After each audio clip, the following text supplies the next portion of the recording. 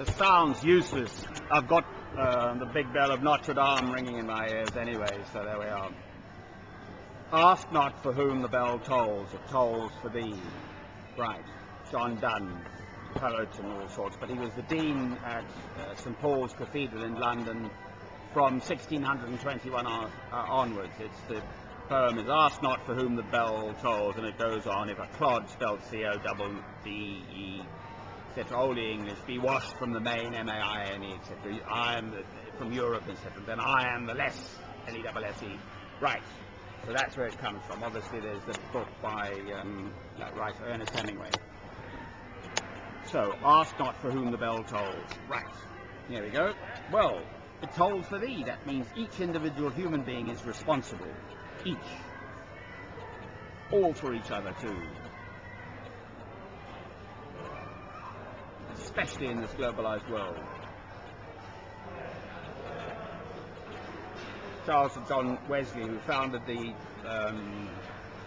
Methodists, would speak, I think Charles actually more than John, I'm not sure which, maybe the other way around, but would speak of how their message is for the whole world. Well, I think exactly the same, only more so. I mean, they were, dates are 1702 or 3 to 1791, I think 1702 to 91, Wesley, founder of the Methodists.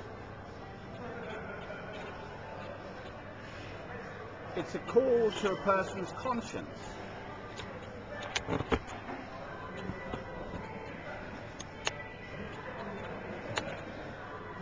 People don't hear it. Young people know about the difference between right and wrong. Pick kids playing in the schoolyard at 7 years old. You know, little Johnny pulls Mary's ponytail, and little Mary probably pinched his thumb earlier, and all the rest of it. Oh, and then etc. So pull them apart, and but they know that they've done right and wrong, little ones. They know. What happens by the time of 20 and 30 and 40 and 50?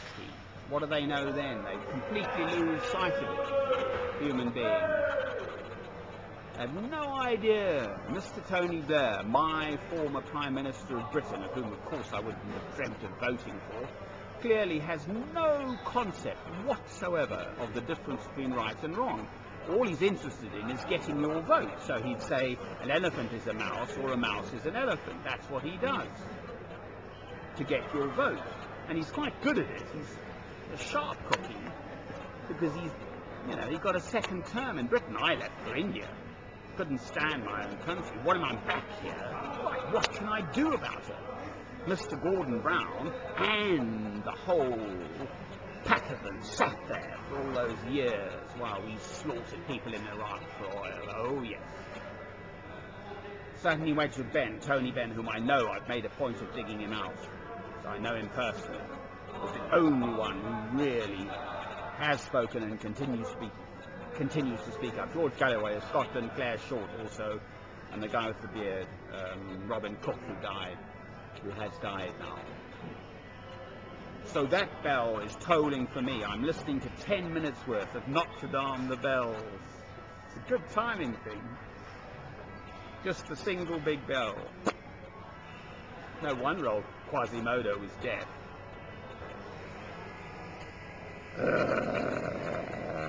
What can I do? I know the difference between right and wrong. I know that killing is wrong.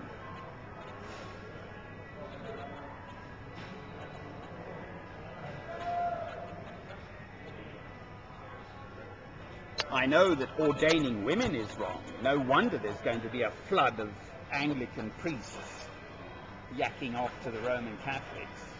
Oh. I could do a mass in Latin, Mensa, mensae, mensam, mensae, mensae, mensa. Latin was a language as dead can be. It killed the ancient Romans, and now it's killing me. That's declining a table, by the way. Oh, table, oh, thou table. It's late on Sunday evening, so I'm just about relaxed. I love you, my Lord, with all my heart, soul, mind, and strength.